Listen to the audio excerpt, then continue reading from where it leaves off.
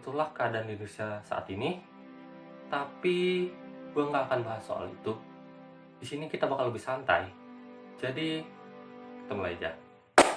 Gue Roni. Gue akan bahas soal perbedaan bagaimana ketika kita sebelum. Gue Roni. Gue akan bahas bagaimana perbedaan kita sebelum WFH dan setelah WFH. Dan kali ini gue akan dibantu oleh. Yo, halo. Ya, dibantu sama satu ini. Woi. Sebut aja Diare. Dan mari kita mulai. Yang pertama, rutinitas. Pastinya rutinitas kita sedikit banyaknya bakal berubah ketika sebelum WFH dan setelah WFH. Ketika maksudku, yang sebelum WFH mungkin bangunnya pada sesuai jadwal, ketika ada kuliah atau kerjaan atau sekolah mungkin, dan ketika setelah WFH, bangunnya ya seenak udah lah ya, jam 10, jam 11, 12, jam 3 subuh maksudnya, sekalian sahur. Tentu nggak semua orang yang begini, tapi pasti ada, ya kan? Ya kan? Ya kan? Ya kan? Kemudian, yang biasanya waktu dari pagi sampai sore itu digunakan untuk kuliah, belajar, ataupun kegiatan lain di kampus. Dan ketika masa WFH ini, tentunya pasti bakal berubah.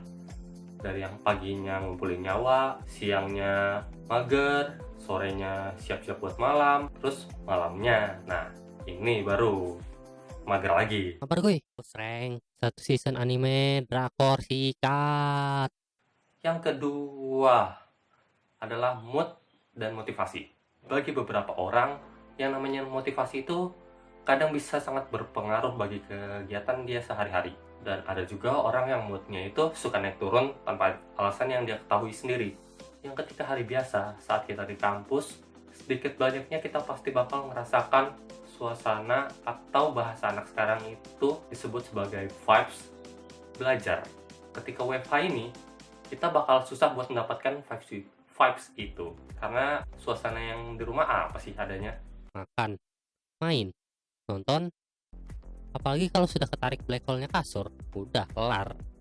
Dan oleh karena itu, dengan berada di kampus sangat berpengaruh bagi beberapa orang untuk menjalankan kegiatannya, karena dia mendapatkan vibes sibuknya itu dapat dia dari berkegiatan ataupun belajar ataupun kerja kelompok, itu dapat ketika di kampus. Dan ketika WFH itu yang tidak kita dapatkan, susah.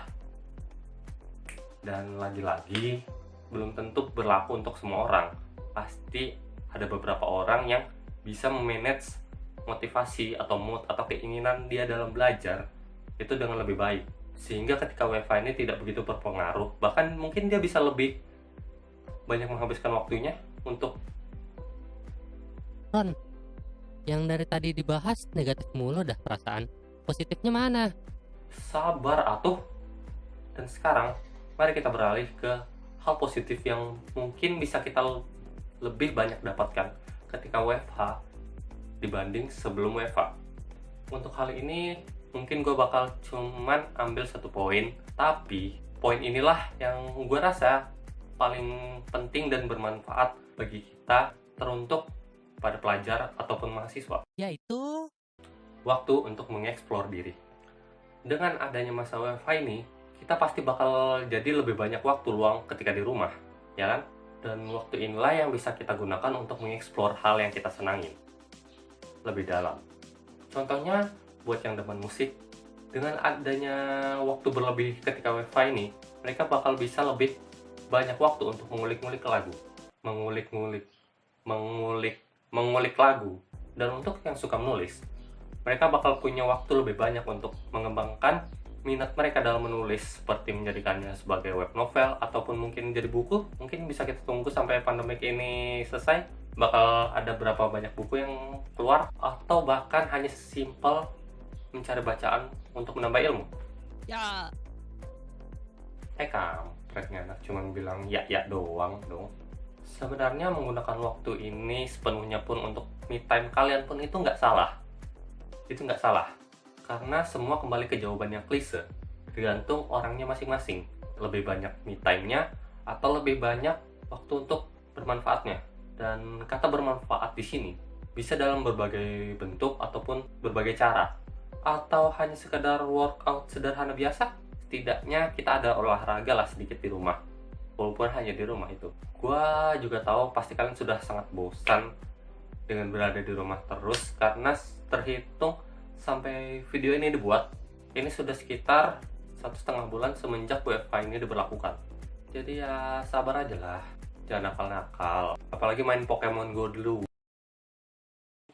Jadi, inti dari video ini, manfaatkanlah waktu WFH kalian sebaik mungkin dan sebisa mungkin, sehingga ketika pandemi ini sudah selesai, kita bisa keluar sebagai diri kita yang lebih baru, yang lebih baik daripada sebelumnya. Mantap dah kata-kataku. Sekian video ini, tapi mari kita ucapkan kalimat berikut biar lebih afdol. Stay safe, di rumah aja. Kalau nggak ada kepentingan yang mendesak, jangan keluar rumah. Kalaupun memang harus keluar, hati-hati. Dan yang tetap di rumah, jangan sampai stres. Gua Roni.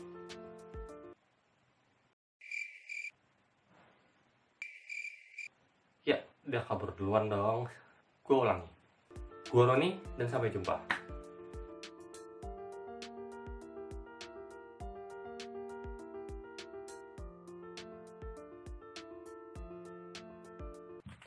Selesai woy videonya woy.